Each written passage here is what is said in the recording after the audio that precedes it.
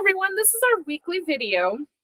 It might actually be for a couple of weeks. I'm going to give a general overview for basically most of April in our class. So for 6th grade, we are going to be doing poetry for a couple of weeks. So on Monday, your students are presenting, Monday, April 3rd, your students are presenting information, their brochures that they worked on for the last week on a country that they selected. But then on Tuesday, we're starting our poetry unit.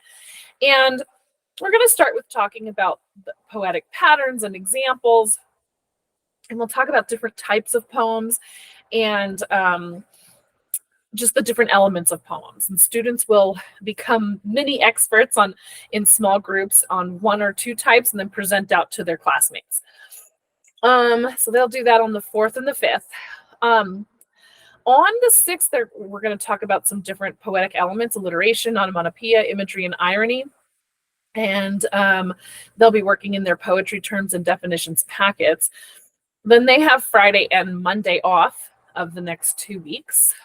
Then we'll come back on the 11th, and then we'll talk about texting couplets. So we'll just be practicing what they've learned at this point. So they'll be working on couplets, and then we'll do some poetic Jeopardy. They'll play a game called Figurative Language Truth or Dare.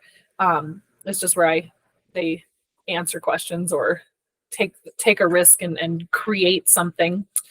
Then we're gonna do a dice game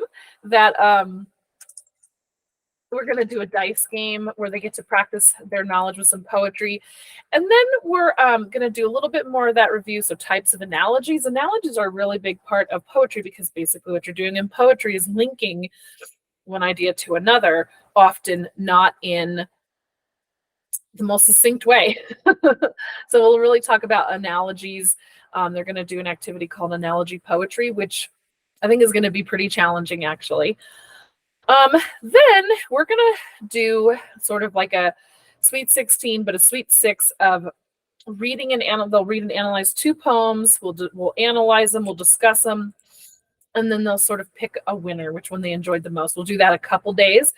On the 18th and the 19th of April, we will have not a delayed day. Your students will come on time, but we will operate as if we're on a delayed schedule so that we can do state testing during the morning. And then I'll still see all students at that later in the day for shorter periods. So we'll still have class time, but it'll be, relaxed. They're not going to have homework during that time.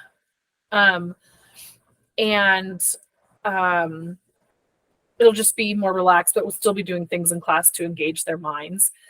So that will be rounds, poems 3 and 4 and 5 and 6 those days. Then and I think this is maybe a Friday. Nope, it's a Thursday. So on Thursday, we'll do round 2, which is basically where they've now narrowed it down to the 3 of those 6 best poems they like the most. We'll read, discuss, analyze, do some activities. And then on Friday, we'll crown a winner. And then they will listen to a song and write their own poetry. And then the next week, every single day is that same schedule where they come at the same time, but they go and test for a while, and then we have shorter class periods. So we'll do music and tone amplifier. They'll have some time to write their own poetry, and they're going to write a couple of poems of their own and do a little presentation by the end of the week. So they'll have most of this week to work on this. And yeah, that basically is all of April. I cannot believe it. That's going very quickly. As always, if you have any questions, please reach out, let me know. Yeah,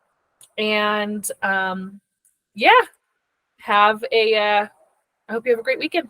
Bye.